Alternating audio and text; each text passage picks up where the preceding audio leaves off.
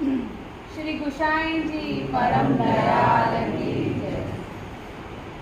लौकिक प्रीति सोनानी बेड़ी। પંચમહાલમાં ગોધરા શહેર છે। ત્યાં ગામના એક મુખી પટવારી હતા। તેમને એકની એક દીકરી દેખાવમાં બહુ સુંદર અને મીઠડી। તેમના પડોશમાં એક પટેલ કુટુંબ રહે। તેમને એકનો એક દીકરો। બંને છોકરા છોકરી સરખી ઉંમરના બાળપણથી સાથે રમે, એકબીજા માટે લાગણી ઘણી। તે જમાનામાં રિવાજ પ્રમાણે પટવારીની દીકરી થોડી ઉંમર લાયક થતાં તેનું લગ્ન થયું। સાસરું ગોધરાથી 20 ગાંવ દૂર હતું। દીકરી સમજણી થતાં તેનું આણું કરવામાં આવ્યું। સૌએ તેને વાલથી વિદાય આપી। ગામના ગોધરા સુધી સૌ તેને વડાવવા ગયા। પછી સગા વહાલા અને મા બાપ પાછા ફર્યા। પટેલનો દીકરો પણ તેની બાલ સખીને વડાવવા ગયો હતો। તે પણ હવે સમજદાર બન્યો હતો। બાલ સખી માટે તેના હૃદયમાં પ્રેમના અંકુર પાંગાર્યા હતા, પરંતુ તે પોતાની લાગણી કોઈને કહી શક્યો ન હતો। બાલ સખીના જવાથી તેના હૃદયને ભારે ચોટ પહોંચી હતી। વિરહ ઘેલો યુવાન બાલ સખીના ગાડાને જોતો ઊભો રહ્યો। ગાડું દેખાતું બંધ થયું એટલે પાસેના એક વૃક્ષ પર ચઢી જોવા લાગ્યો। ગાડાને જોવા માટે તે વૃક્ષની એક પછી એક ઊંચી ડાળી ઉપર ચડતો ગયો।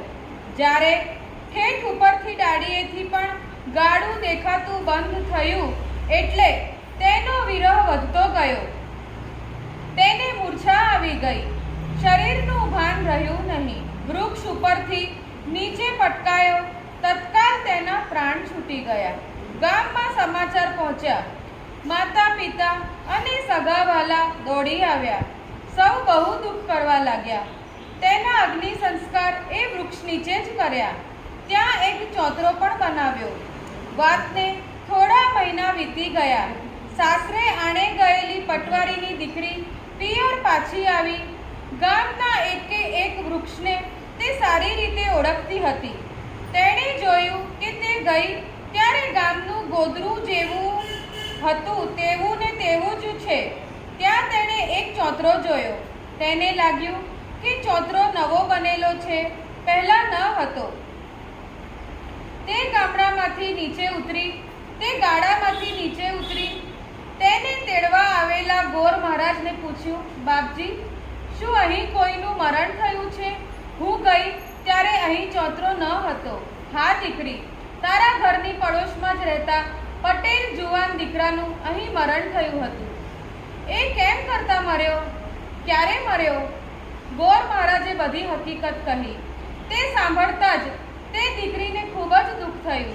તેને પણ પોતાના બાલ સખા ઉપર અનહદ લાગણી હતી। તેણે જાણ્યું, મારા માટેના પ્રેમના કારણે તે મૃત્યુ પામ્યો છે, એટલે તે દીકરીનો વિરહ પણ વધ્યો। તે પણ બેભાન થઈ જમીન ઉપર ઢળી પડી। તે જ વખતે તેનો દેહ પણ છૂટી ગયો। ગોર મહારાજે ગામમાં જઈ પટવારીને દુઃખદ સમાચાર કહ્યા। સૌ દોડી આવ્યા। ભારે હૃદય ત્યાં જ દીકરીના અગ્નિ સંસ્કાર કર્યા। પટેલના દીકરાએ ચોતરાની બાજુમાં જ તેનો પણ ચોતરો બનાવ્યો। આખી ઘટનાને બંને ઘણા દિવસો વીતી ગયા।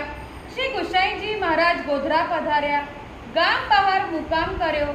ગોધરાના વૈષ્ણવો આપના દર્શને આવ્યા। સૌએ દંડવત કર્યા। શ્રી ગુસાઈજીએ પૂછ્યું, અહીં પહેલા આ ચોતરા ન હતા, આ બંને ચોતરા કોના છે? વૈષ્ણવે સર્વ હકીકત કહી।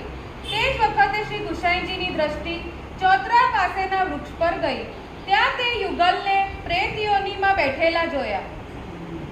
શ્રી ગુસાઈજીને ઘણી દયા આવી। થોડા સમય પછી વૈષ્ણવ ગામમાં પાછા ગયા।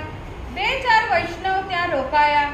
દયા નિધાન શ્રી ગુસાઈજી તે વૃક્ષની નીચે પધાર્યા। પ્રેત યોનિના યુગલને નામ લઈ નીચે આવવા આજ્ઞા કરી। તે બંને નીચે આવી ઊભા રહ્યા। શ્રી ગુસાઈજીએ બંનેને પોતાના ચરણ સ્પર્શ કરાવ્યા। તેમના કાનમાં અષ્ટાક્ષર મંત્ર કહ્યું। પોતાનો ચરણોદક તેમને આપ્યું। તે જ સાથે તે બંનેની પ્રેત યોની છૂટી. તેમને લેવા માટે નિત્ય લીલામાંથી આવેલા સખીઓને શ્રી ગુસાઈજીએ આજ્ઞા કરી, તમે આ બંનેને નિત્ય લીલામાં તુલસી કુંજમાં લઈ જાઓ. ત્યાં રહેલા વૈષ્ણવે શ્રી ગુસાઈજીને પૂછ્યું, મહારાજ, આ બંને પૂર્વજન્મમાં કોણ હતા? તેમની આવી ગતિ કેમ થઈ? વૈષ્ણવો, આ બંને જીવો નિત્ય લીલામાં શ્રી ચંદ્રાવલીજીની સખી હતા. બંનેમાં એકબીજા પ્રત્યે ઘણી પ્રીતિ હતી. લીલામાં કાંઈક અપરાધ થવાથી તેઓ બંને પૃથ્વી પર જન્મ્યા. એકબીજાથી વિખૂટા પડ્યા. અનેક જન્મો વીત્યા. ગયા જન્મ બંને કનોજ ગામમાં બ્રાહ્મણ પતિ પત્ની રૂપે ભેગા થયા. દિવસના 4 પ્રહર બંને ભગવત સેવા કરતા. રાત્રે બંને ભગવત વાર્તા કીર્તન કરતા. તેમનામાં કોઈ પ્રકારની લૌકિક વાસના ન હતી. પરસ્પરને પ્રેમ ઘણો હતો, પરંતુ લૌકિક વ્યવહાર જાણતા જ ન હતા. એમ તેમનું જીવન પૂરું થવા આવ્યું. બ્રાહ્મણ પુરુષનો અંતઃકાળ આવ્યો. તેની સ્ત્રીએ કહ્યું, તમારા સિવાય હું એકલી કેવી રીતે જીવીશ? તે રડવા લાગી. પુરુષ કહ્યું, તું પણ અન્ન ત્યાગ કરી પ્રાણ છોડજે. પુરુષના દેહાંત પછી તે સ્ત્રીએ પણ અન્ન ત્યાગ કરી દેહ છોડ્યો. એથી આ જન્મમાં તેમની આવી ગતિ થઈ. કારણ કે બંને ભગવત સેવા સ્મરણ ખૂબ કર્યા, પણ તેમના હૃદયમાં ભગવત ભાવ દ્રઢ થયો જ ન હતો. તેથી સ્ત્રીએ લૌકિક પ્રેમ ખાતર સેવા છોડી જીવનનો અંત આણ્યો. આપઘાત કરનારની આખરે તો આવી જ ગતિ થાય છે, પણ હવે તેમને કાંઈક બાધક નથી. શ્રી ઠાકોરજીએ તેમનો અંગીકાર કર્યો છે. વિશેષ નોંધ: ગોધરામાં આજે પણ ગામ બહાર કોલેજની નજીક આ બંને ચોતરાવાળું સ્થળ આવેલું છે, જે દર્શનીય છે. સિદ્ધાંત નવનીત: વૈષ્ણવ માટે ભગવદ સેવા સર્વોપરી છે. સેવા, સ્મરણ, સત્સંગથી ભગવદ ભાવની વૃદ્ધિ થવી જોઈએ. જેમ જેમ ભગવદ ભાવ વધતો જાય, તેમ તેમ લૌકિકમાંથી ભાવ ઘટતો જવો જોઈએ.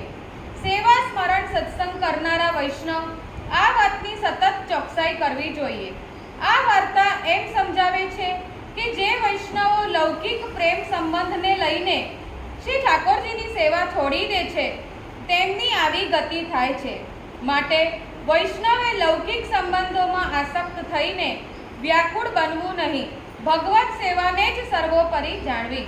શ્રી ગુસાઈજી પરમ દયાળ.